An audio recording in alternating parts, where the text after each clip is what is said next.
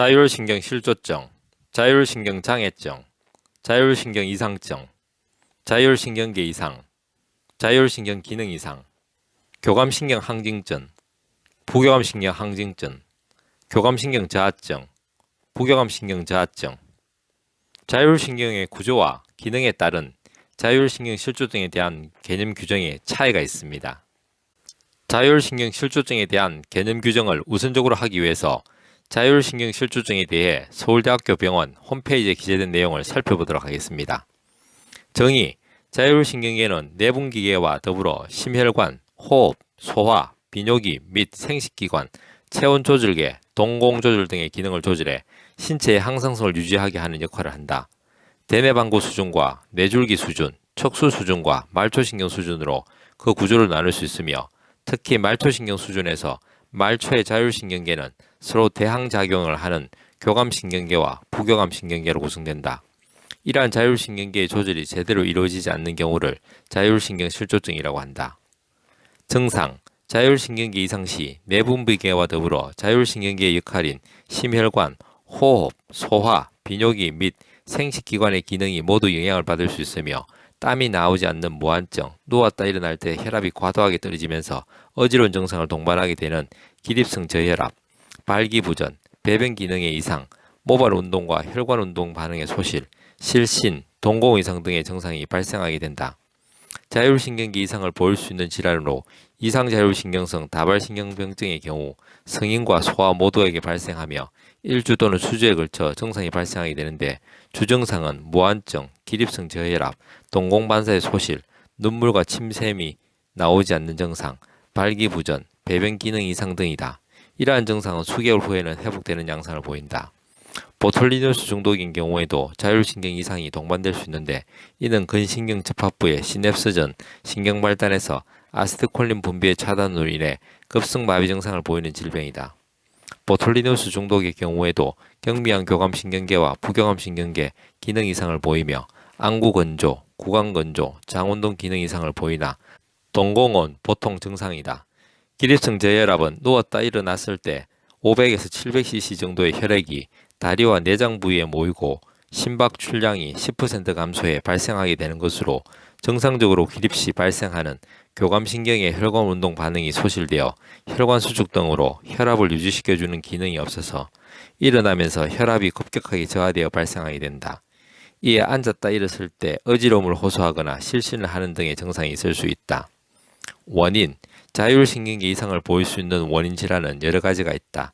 이상자율신경성 다발신경병증, 보톨리누스 중독에서 자율신경계 이상을 보일 수 있으며, 기립성 저혈압의 원인으로 원발성 기립성 저혈압과 갈랭발해 증후군, 만성염증성 탈수초 다발신경병증, 당뇨, 아밀로이드증, 알코올이나 영양과 관련된 말초신경병증, 포르피린증 등에서도 2차적으로 발생할 수 있다. 파킨슨 증후군 환자들에게서도 자율신경 실조 증상이 동반되는 경우가 많이 있다. 그 외 드물지만 상염색체, 열성유전으로 유대인에게서 발견되는 가족성 자율신경병증 등에서도 발생할 수 있다. 진단: 임상적으로 병력 청취나 이학적 검사를 통해 자율신경 실조를 의심하게 되면 몇 가지 객관적인 자율신경계 이상을 확인하는 검사를 하게 된다.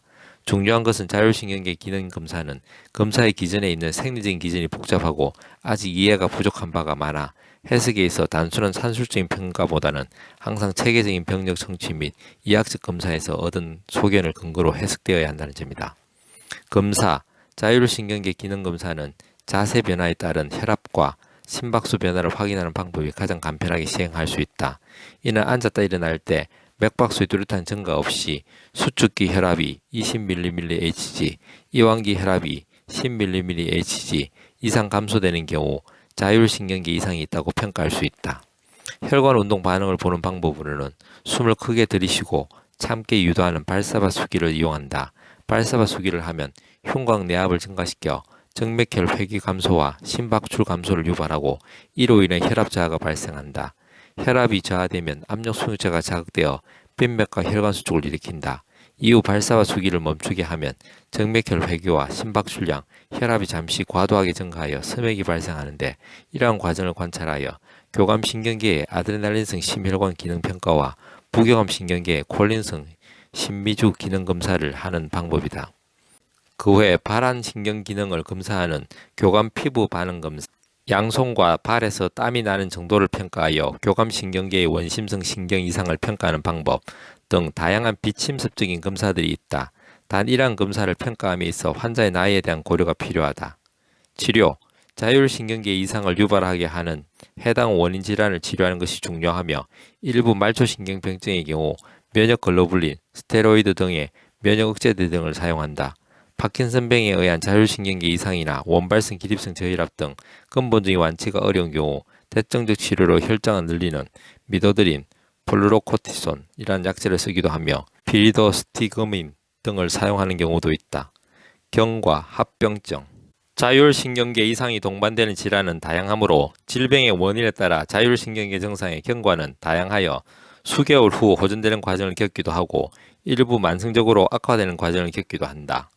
생활 가이드, 자율신경계 이상이 있는 환자는 기립성 저혈압으로 앉았다 일어날 때 기절이나 어지러움 등이 생길 수 있으므로 천천히 일어나도록 하고 오래 서 있을 시 다리를 꼬는 자세를 유지하는 것이 권장된다. 심혈관 질환 등으로 인한 문제가 없는 환자의 경우 물을 많이 마시고 짜게 먹는 것도 기립성 저혈압 증상을 예방하는 데 도움이 될 수 있다.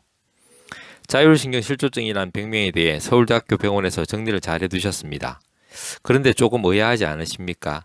위에서 기술된 자율신경 실조증의 설명과 일반적으로 알려진 자율신경 실조증의 증상과는 조금 다름을 알 수 있습니다.